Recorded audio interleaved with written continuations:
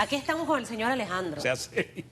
Y quiero poner en perspectiva un par de temas, Alejandro. Sé que tienes tus anotaciones. Claro. Pero me quedé con algo que quiero rescatar de Carlos Lee. Ok. Carlos Lee habló de esa doble moral, Uf. tu gesto ya, de la asamblea en el manejo de casos. Y ojo, mañana pasado puede ser el contralor, mañana pasado puede ser otro funcionario ratificado por la Asamblea Nacional de Diputados. Nunca veremos a un magistrado de la Corte, ¿ok? Solamente vimos a Moncada Luna porque el segundo que iba se prefirió abandonar los guantes e irse. Pero siento que la Asamblea tiene que hacer como un análisis muy interno de estos dos casos en específico. Caso Defensor del Pueblo, caso del diputado Arcesio, ¿es, no? Arquesio. Arquesio Arias. Porque sobre sus manos está la responsabilidad de reformas a la Constitución y está la responsabilidad de magistrados nuevos en la Corte Suprema de Justicia. Gracias, Susan. Hugo, como siempre, un placer estar con todos ustedes. Bienvenido. Radio escuchas y televidentes.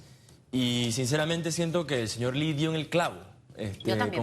Con esta manera de escribir en las últimas expresiones de la Asamblea, calificándolos de una total doble moral. Me explico. Las reglas tienen que ser únicas y tienen que ser aplicadas de manera igual en todos los casos. No puede ser que, dependiendo de mi interés en un caso, yo me vaya de una manera y de otra manera en otro caso por mi interés, ¿no?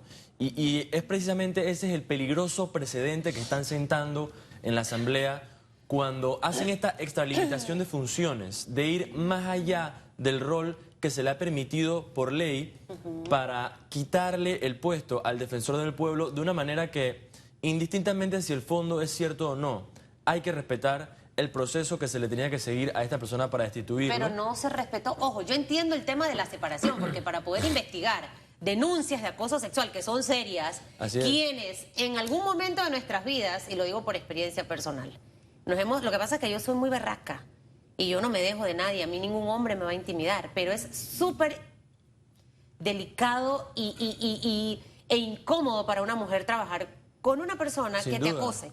Eso lo entiendo. Y todo mi apoyo a las mujeres que fueron víctimas del tema del acoso. Total. El tema de apegarse al proceso que mencionas, ¿en qué se falló? ¿O en qué no nos apegamos a lo que dice la norma? Claro. ¿Cómo debió ser? Bueno, primeramente, este linchamiento público sencillamente pues no ayuda. Sin duda tiene que haber una especie de sanción moral con casos como este, pero no hay una evidencia probada de, como dijo el señor Lee, el señor defensor del pueblo no conocía ni siquiera al acusador, a la acusadora en este caso.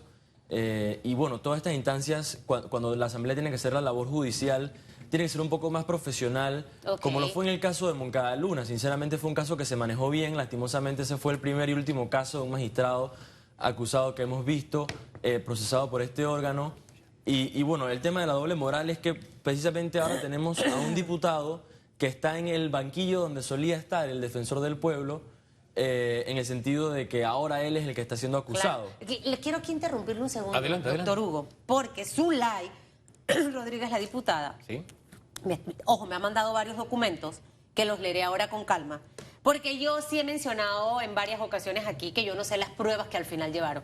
Y ella me pone que sí hubo pruebas, que hubo declaraciones, que no pueden salir a la luz pública por lo íntimo, obviamente por las víctimas, que habían fotografías de compañeras desnudas, etcétera. Mira, esa parte la entiendo y obvio, y lo mejor fue que no salieran.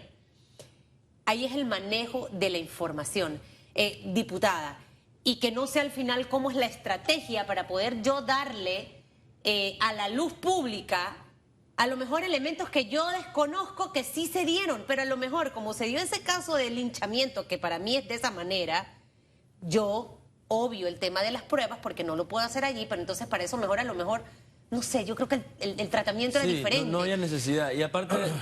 que lo separen y lo investiguen. El problema también es cuando tú no gozas de una credibilidad. Tú vas a ser cuestionado.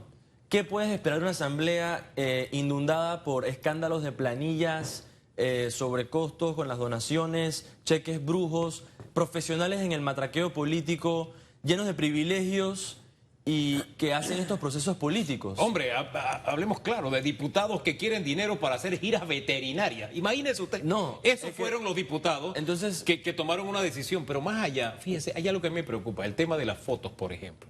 Hubo un linchamiento público y eso incluyó que se hicieran circular fotografías.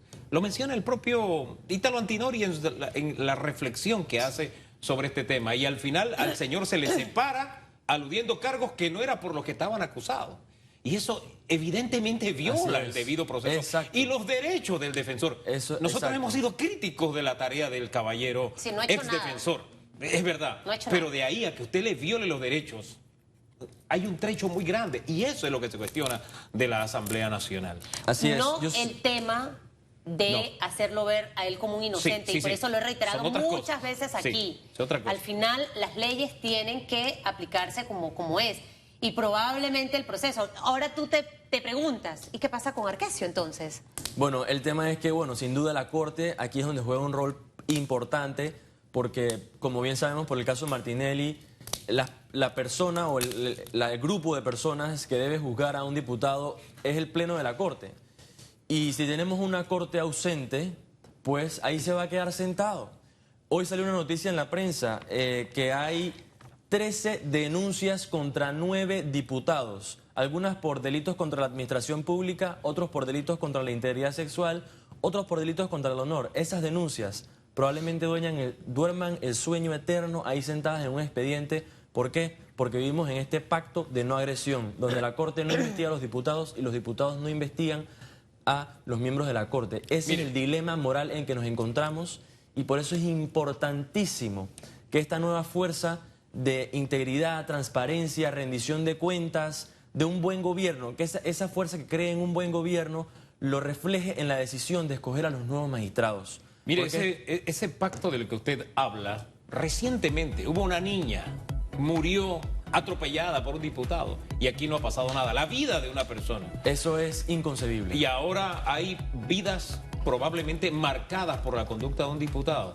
que yo he recibido información de quien tiene por qué saberlo, y me da la esperanza de que aquí se va a hacer justicia, de que el magistrado Arrocha está interesado en que ese velo que hay de un supuesto acuerdo Asamblea Corte se caiga con este caso, y que este caso sea ejemplarizante. E insisto, ejemplarizante no implica la declaratoria de inocencia o de culpabilidad, sino de dar lo que le corresponde, ¿no? Así es. Más allá de lo que mediáticamente podamos estar pensando. La justicia tiene que ser justicia para todos. Justicia para todos. No, y es una oportunidad para que se reivindique la Corte, para ganarse un poco de confianza. Y la propia Asamblea. La propia Asamblea. O sea, es un paso en la dirección correcta, que el proceso se lleve a cabo, indistintamente de que, bueno, ya el proceso dirá su resultado. Y bueno, es esa búsqueda de encontrar la transparencia, de la revisión individual, de la rendición de cuentas, del profesionalismo de todos los actores en nuestras instituciones de gobierno, que pasan por una crisis de confianza, y que desde aquí de la tribuna de los medios estamos dando sugerencias todos los días, más de ustedes que yo. La ciudadanía de las redes sociales también hace lo mismo, con esa esperanza de que el gobierno sirva pues a los intereses de la ciudadanía y no a los intereses de los partidos políticos o quienes los componen. Nos vamos. Gracias, Nos don vamos Alejandro. con eso. Nos escribe Zulay que no se le violó los derechos a nadie, ni a las víctimas. Y que tampoco nadie ha pedido, no sé quién es, Hugo, después usted nos da el bochinche, el tema